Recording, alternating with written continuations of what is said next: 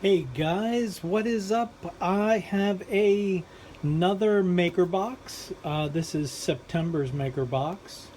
I just cut the tape. I haven't opened it yet. So let's see what we got inside for September. I'll tell you, when I get the emails saying, hey, your Makerbox is on the way, I get excited and then I forget about it. And like a couple days goes by, it shows up in the mail, and it's like I get so excited. I can't wait to see what's inside. So pop it open. Awesome. We get some coupons to get some discounts on some filament. Another Makerbox sticker. These are going to be more coupons. 3DX Technology, there's a coupon there. Another 10% off of Melt ink. 15% off a extruder. And this is for the Flexion extruder. If you print flexible materials, they make a huge improvement. Okay, what else? Oh, we have something. We have a one of these filament sponge blocks for keeping dust and debris from getting on your filament and going down into your extruder. These are really cool. I printed out a couple of my own that I do actually use all the time. And if you just take a sponge, a nice soft sponge, and cut out some little pieces of sponge material and put down in here, and then once you fill it, you put your filament through all the guides and into the extruder, you can clamp that on there, and it'll just kind of ride along there and keep the dust and debris from going in and clogging your nozzle, which can happen. It's depends on how dusty and dirty your environment is when you're doing your 3D printing. So first thing in the box, super cool. We have some flexible TPU, and this is by Make Shaper. And this 85A Sure Hardness certified FDA compliant for food contact. Super cool. This is a black material, and I've printed in TPU a couple different things, but this is pretty cool. I don't know if the other TPU I have is safe for food contact, but that is like super cool. That'll be a cool little project. This is hips. Basically, what this filament is for, you can print something, and a lot of times you use this for support structure. And what happens when you print with this stuff, say you have like a large object, and you can't really get inside to dig the support material out. And sometimes I've done it a couple times. I tried to print like a little birdhouse or something, and the support material was inside, and as I was pulling it, it breaks. And what's cool about this stuff is if you have a dual head extruder, which I have a Flash Forge Creator Pro, you can set this up in one of the print heads as your support material, and when you're done, you get a product, and I know I'll butcher it, but it's an orange solvent, and when you put it down in it, it'll dissolve this filament, and the PLA or ABS that you have for the actual print will be perfectly fine, and this stuff kind of melts away, so it saves you from breaking up the delicate parts of of one of your prints. So it's really super cool. I haven't tried hips. I've tried the water dissolvable types, and they work super well. But this stuff's pretty cool. I can't wait to try that out. This is a PLA PHA, and this is ideal for rapid prototyping where parts are subjected to some force.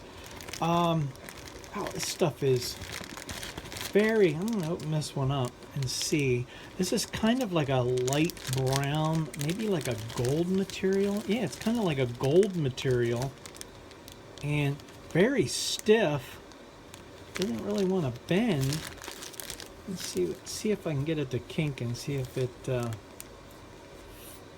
yeah, it does bend, but you can see it's not going to break. It's pretty cool stuff. I'm going to check that out and see. This is by that Melt Ink 3D, and I'll have to check that out. See, I'm sure I can find something really super cool to print with that, like a gold material like that. And then last we have in our box is the glass filled PLA. It's stronger than PLA, 1.4 times stronger than PLA, and 1.3 times tougher than PLA. Wait, PLA and 1.3 tougher than PLA, and 1.9 more flexible than PLA. Well, let's check this out too. I'm sorry, I'm like so excited when these boxes come, because it's like, okay, yeah, it has a very funny texture to it.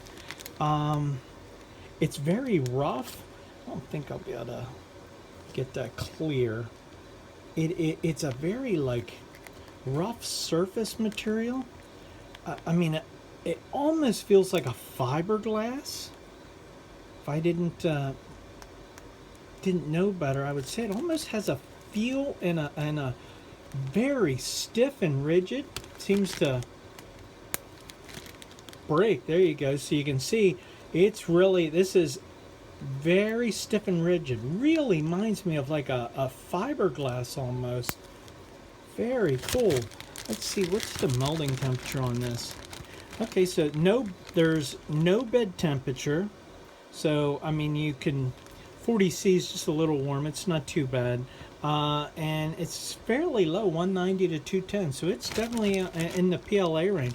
Very cool. We're going to have to check that out and see what we can make with that. Now, I wanted to do a quick update. I have been printing like crazy lately. I have just completed, I'm going to post an unboxing video of the Wanhao duplicator i3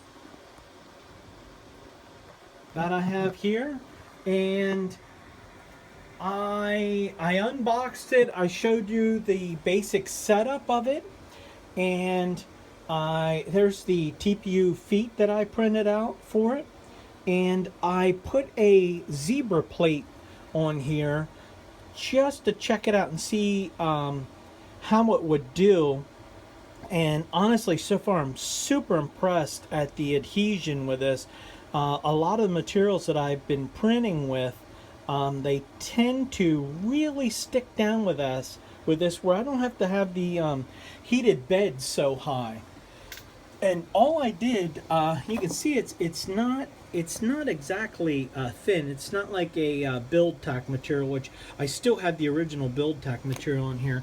And then all I did was I moved the Z end stops up one notch, and that was very cool because that way I didn't have to cut or alter the springs, so that I was able to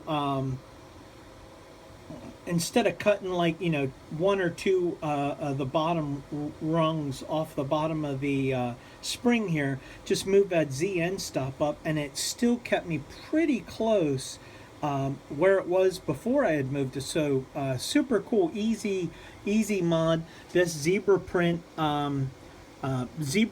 plate, it's super cool. I'm going to be posting some videos on this soon too, just to kind of show you how easy stuff really sticks down on this. And I have another mod I'm going to be doing with the Wanhao Duplicator i3 Plus. I have a micro Swiss all metal hot end here, and we have to change out the block and the nozzle, and we got our little wrench with it. So I'll make a video of tearing it apart and putting that on. We'll have to check that out.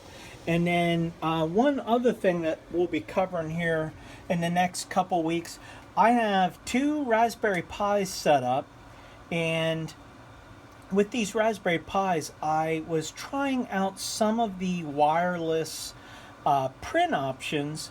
I have tested out Octoprint and AstroPrint, and I will give you my thoughts and feelings on those two. And if you there's lots of like walkthroughs out there, but I had some real problems with both of them, and I will probably go more into detail which one I liked, and I'll take you through a step-by-step with the one that I really liked, and we'll go from there.